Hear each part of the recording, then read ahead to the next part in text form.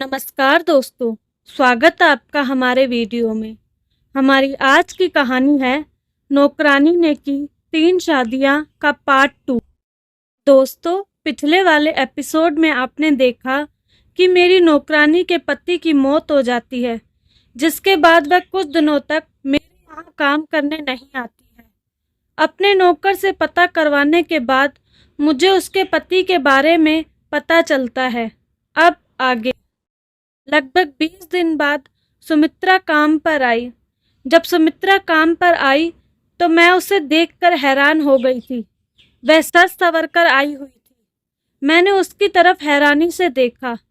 इससे पहले मैं उससे कोई सवाल करूं, उसने मुझे बताया कि उसने गांव के ही महेंद्र ठाकुर के साथ दोबारा शादी कर ली है। यह सुनकर तो मुझे अजीब सा लगा। मुझे अजीब इसलिए भी लग रहा था कि कोई कैसे 20 दिन के अंदर दोबारा शादी कर सकता है, वह भी तब जब वह जानती थी कि महेंद्र ठाकुर भी एक शराबी था। मुझसे रहा नहीं गया तो मैंने उससे पूछ लिया कि इतनी जल्दी भी क्या थी तुम्हें शादी की, और शादी की भी तो एक शराबी से। तुम मुझे बताती, मैं तुम्हारे लिए अच्छा सा आदमी खोज देती।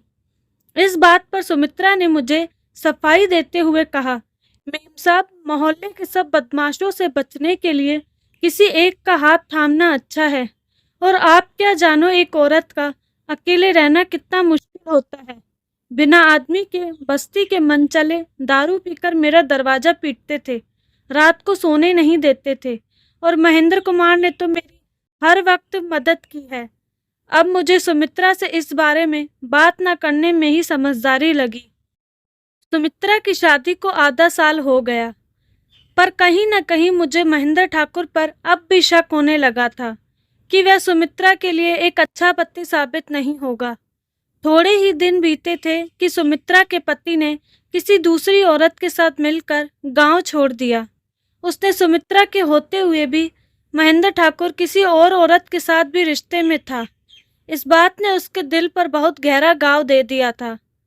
अब वह धीरे-धीरे बीमार होने लगी थी। एक दिन मालिश करते करते अचानक से ही वे बेहोश हो गई। मैं तुरंत उसे अपने ड्राइवर के साथ लेकर डॉक्टर के पास गई। डॉक्टर ने बताया कि अंदर ही अंदर किसी बात के लिए वह बहुत चिंतित है। कुछ देर बाद जब सुमित्रा को होश आया तो मैंने उसे अपने ड्राइवर के साथ घर को भिजवा दिया। पर मुझे क्या पता था कि अगर मैं उसे अपने ड्राइवर के साथ भेजूंगी तो उन दोनों के बीच एक रिश्ता बनने लगेगा। उस दिन जब मैंने अपने ड्राइवर को उसके घर भेजा तो मेरे ड्राइवर को उस पर बहुत तरस आया।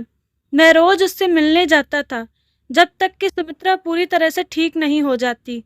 उन दोनों की बढ़ती नज़दीकियों को देखकर मुझे शक होता था, पर भला मैं क्या कर सकती थी। अब मेरे ड्राइवर को सुमित्रा से प्यार होने लगा और उसने सुमित्रा से शादी करने का प्रस्ताव रखा। यह दूसरी बार था जब सुमित्रा की हरकत ने मुझे हैरान किया। सुमित्रा ने तीसरी बार ड्राइवर से शादी करने के लिए हाँ कर दी। अब की बार मैंने सुमित्रा से किसी भी तरह का सवाल नहीं किया और उसकी समस्याओं से अपने आप को अलग करने का फैसला लिया, क्योंकि मुझे पता था अगर मैं उससे सवाल करती तो वही जवाब देती, अकेली औरत नहीं रह सकती है, अकेली औरत मर्दों का शिकार बनती है, वगैरह वगैरह। खैर, एक दिन मैंने सुमित्रा को धुले कपड़ों का गट्ठर इस्त्री वाले के ठेले पर अपनी साइकिल पर रख कर पहुंचाने को कहा। गट्ठर बड़ा होने के कारण साइकिल के कैरियर पर ठीक से नहीं बैठ पा रहा था। यह देखकर मैंने सुमित्रा से कहा, सुमित्रा, तुझे ठीक से गांठ बांधनी भी नहीं आती, कपड़े बाहर निकल रहे हैं। मेम साहब, चिंता मत कीजिए, गांठ लगानी मुझे खूब आती है। सूरज के लिए कैसी मजबूत गांठ लगाई थी मैंने, अकस्मात सुमित्रा के मुंह से निकला। ऐसा कहते हुए उसने आंखें ऊपर उठाई। उसकी आंखों में शैतानी चमक देखकर मैं सहम उठी। अंदर दबा हुआ शक उभर कर ऊपर आ गया था। मैंने सोचा तो मेरा शक सही था। सूरज ने आत्महत्या नहीं की थी, पर मुझे जरा भी नहीं लगता था कि सुमित्रा किसी की हत्या कर सकती है। सुमित्रा की इस बात को सुनकर तो मेरी आंखें फटी की फटी रह गई। मुझे विश्वास नहीं हो रहा था कि वह इतने सालों से मेरे यहाँ काम कर रही थी। उसे देखकर मैंने कभी नहीं सोचा था कि वह कुछ ऐसा भी कर सकती है। मेरे शरीर में भय से सिहरन दौड़ गई। अब इतने अरसे बाद किससे कहूँ और किससे शिकायत करे? अपराधी को अपने दुष्कर्म की सजा मिलनी चाहिए, पर मेरे पास कोई सबूत भी नहीं था तो केवल शक। कौन सुनेगा मेरे शक को? अगर सुमित्रा को सजा दिलवा भी दी तो उसके बच्चों का क्या होगा? अब मैंने खुद ही अंदाजा लगा दिया था कि सूरज लटका कैसे था। शायद सुमित्रा ने सुबह सुबह मार कर उसे लटका दिया होगा और ताला लगाकर बाहर से वह काम पर आ गई थी। और जब बच्चे उठे तो वह डरे सहमे एक ही कोने में बैठे हुए थे। खैर, पूरा सच तो केवल सुमित्रा ही जानती थी।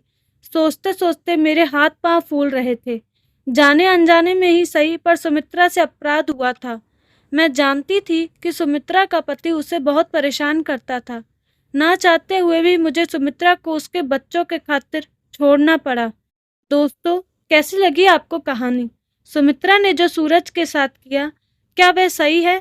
अपनी राय कमेंट बॉक्स में ज़रूर दीजिएगा। अगर आप भी हमारे चैनल पर नए आए हैं तो चैनल को सब्सक्राइब ज़रूर करें और ऐसी ही मज़ेदार कहानियों के लिए हमसे जुड़े रहें। धन्यवाद।